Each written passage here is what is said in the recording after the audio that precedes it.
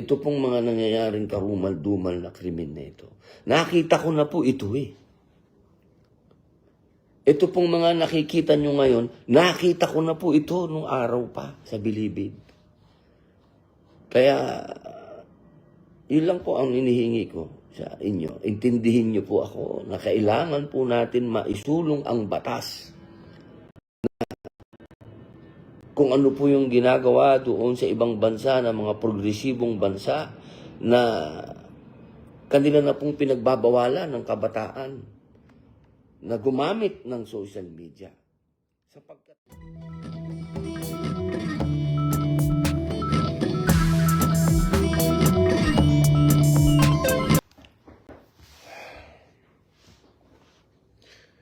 A'udhu billahi minasyaitanir rajim. Bismillahirrahmanirrahim. Alhamdulillahi rabbil alamin. Bismillahi wassalatu wassalamu ala rasulillahi. Assalamualaikum warahmatullahi wabarakatuh. Isa na naman pong napakalungkot na balita ang atin pong natanggap. Ito po ay patungkol sa naganap na naman na karahasan at karumal-dumal na krimen diyan po sa siyudad ng Zamboanga. At isa na naman pong estudyante ang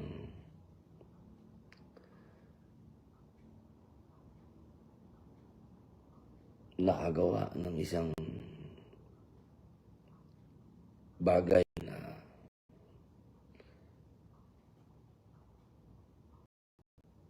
hindi po natin pa maipaliwanag ito sapagkat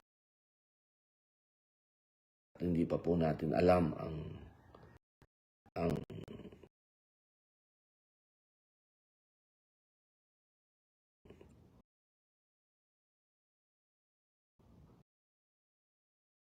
mga tunay na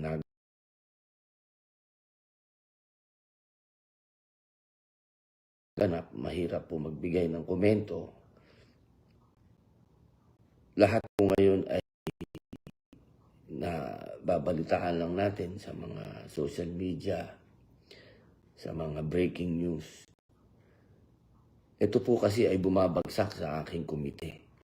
Ito po ay sa public information. Dahil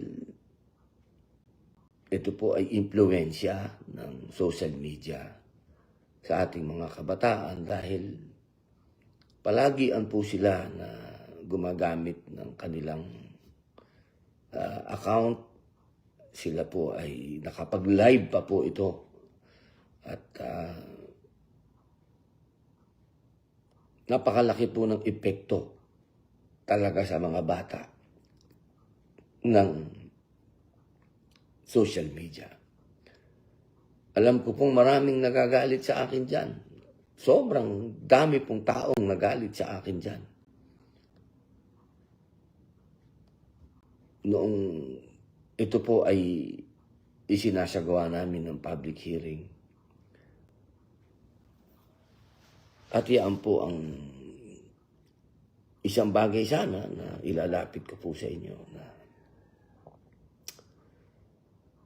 sana po yung maintindihan po ninyo kung ano yung pinupunto ko. Napakadami pong nagalit sa akin, binas ako patungkol dito. Alam nyo mga kababayan, sana po yung namnam ninyo ang gusto kong sabihin na hindi na po talaga maganda itong nangyayari. Napakapangit na po nitong nangyayari na ito. Sana po kung ako po ay nagkakaroon ng mga maling choice ng mga salita, hindi po ibig sabihin yan ay kinukutya ko kayo, kinukutya ko ang kabataan. Hindi po. Iyan po ay panggising. Panggising. Upang manamnam niyo po ang katotohanan. Ako po naman hindi po ako nagsasalita ng hindi ko po na iintindihan ang bagay na ito. Ito pong mga nangyayaring karumal-dumal na krimen na ito. Nakita ko na po ito eh. Ito pong mga nakikita nyo ngayon, nakita ko na po ito nung araw pa sa Bilibid. Kaya, yun lang po ang inihingi ko sa inyo. Intindihin nyo po ako na kailangan po natin maisulong ang batas.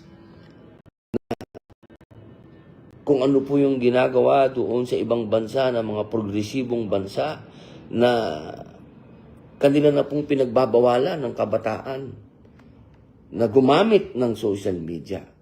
Sapagkat ito po'y hindi na nakapagbibigay ng tamang pag-iisip, hindi na nakakapagbigay ng tamang halimbawa, at nagagamit pa po para maging daan upang yung kanilang mga iniisip na karahasan sa kanilang mga nais nilang gawin, ay nagagawa nila. Sapagkat nagkakaroon po sila ng tinatawag na platform, at iyan po ang social media. Kaya mga mahal kong kababayan, sana po ay tulungan niyo po ako. Hindi po ito magiging parang isang bagay na pipikit na lang yung mata natin at hahayaan na lang po natin na nangyayari lahat ito at puro bashing na lang ang gagawin natin, puro politika na lang ang gagawin natin. Hindi po pwede dahil totoo po itong nangyayari na sa mga mata natin. Yun lamang po, wala naman ako maikwento pa dahil hindi ko pa po alam ang mga tunay na nangyari sa ganap na ito. At inshallah ay makapag-live po ako uli at masabi po sa inyo kung ano talaga yung tunay na nangyari sa Zamboanga. Pero sa ngayon, mga kababayan, ang sinasabi ko po, panahon na para aksyonan natin ang mga batas na may kinalaman sa ating kabataan at may kinalaman sa social media na ginagamit po ng ating mga kabataan at nakaka-impluwensya sa kanila na makagawa ng mga bagay na karumal-dumal. Maraming salamat po kung ano man po ang nasabi kong mali ay patawad.